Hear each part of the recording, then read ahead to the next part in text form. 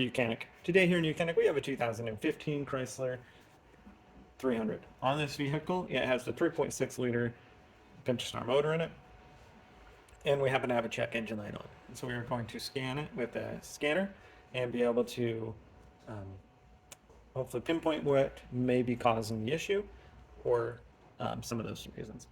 So scanner hooked up to the vehicle.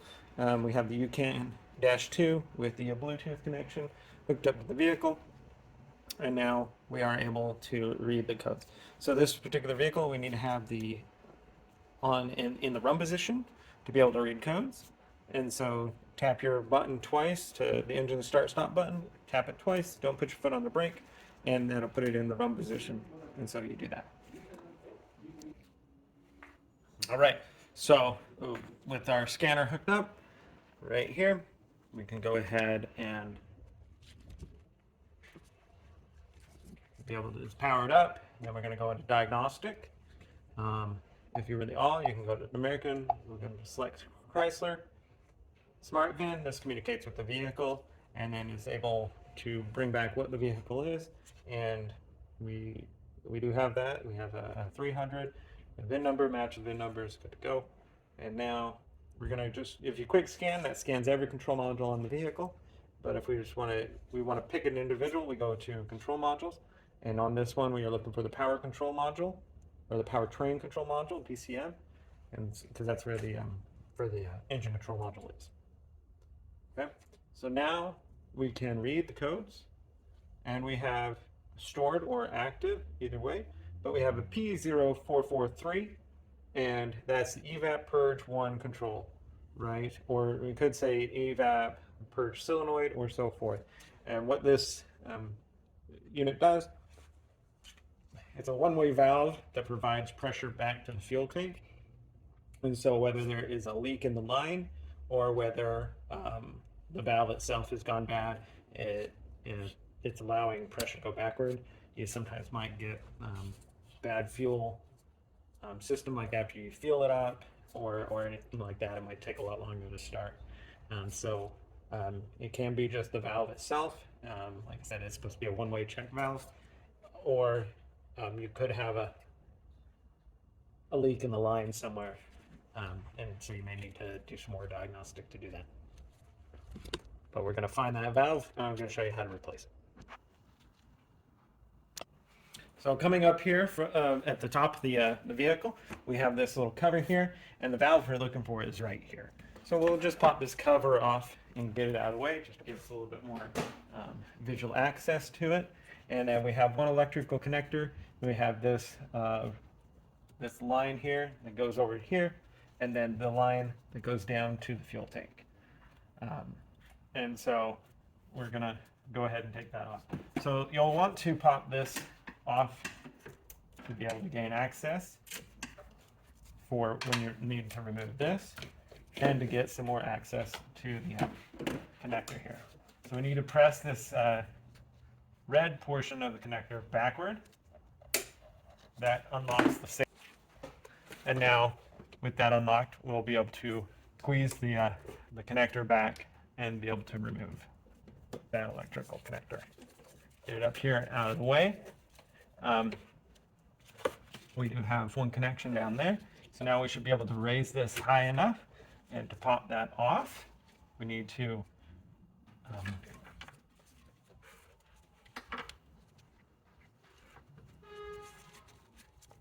we're going to depress this connection down here. So we just have to press that connection toward the inside of the vehicle there, and that unhooks that bottom. And now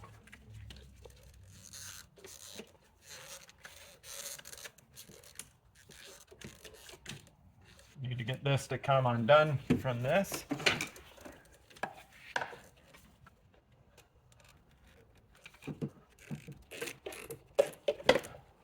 All right, we've got that there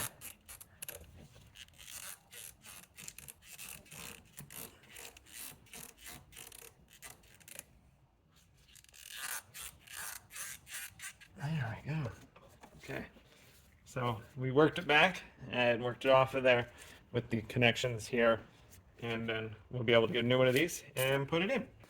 All right, so with our new purge valve solenoid right here, one thing that we can see, like I said, this is a one-way valve. So the way you can test it is if you put pressure on this side, not a whole lot of pressure, but like if you have a little Midivac or whatever, to be able to apply some pressure. If the pressure continues to go and goes through, well, then the diaphragm inside is broken, and that's what it's not supposed to do. It's supposed to be a one-way valve. And so if you do have air pressure, then you know that this is most likely your culprit. And if this does check out to be right or good, then you may have a vacuum leak, like this line could be broken, or even the line that goes down to the fuel tank. Those are a couple common things to be looking at if this does check out. So go ahead to be able to replace this. So go in the reverse order and just be able to make our connection here. Play a little around this way.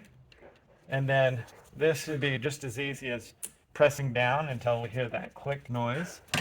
And now we can take the connection and drop it on the holder that holds it there. Now if this came out of there, we put that in. We've got an electric connector here.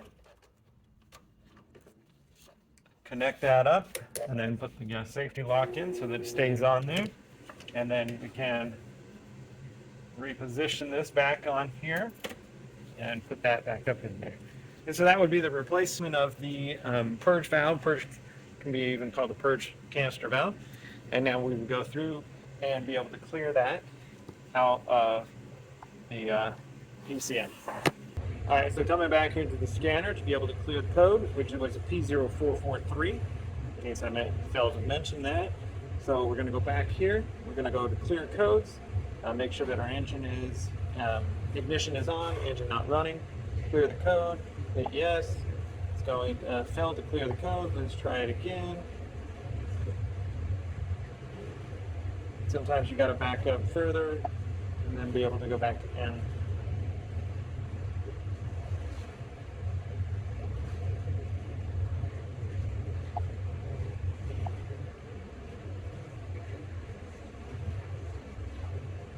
Goes. The code was clear, and we can double check by reading the code. System passes, no faults, so we're good to go.